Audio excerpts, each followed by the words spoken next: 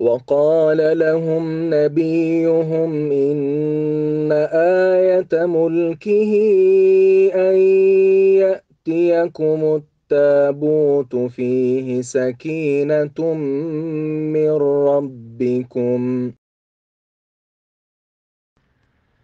ثم أنزل الله سكينته على رسوله وعلى المؤمنين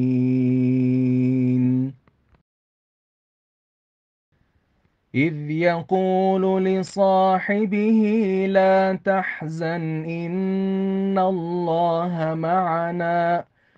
فأنزل الله سكينته عليه وأيده بجنود لم تروها هو الذي أنزل السكينة في قلوب المؤمنين ليزدادوا إيمانا مع إيمانهم لقد رضي الله عن المؤمنين إذ يبايعونك تحت الشجرة فعلم ما في قلوبهم فأنزل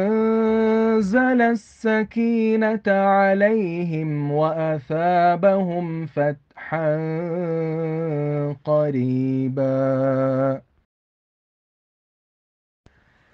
إذ جعل الذين كفروا في قلوبهم الحمية حمية الجاهلية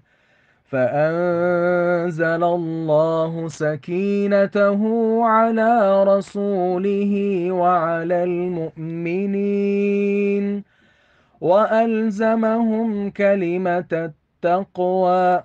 وكانوا أحق بها وأهلها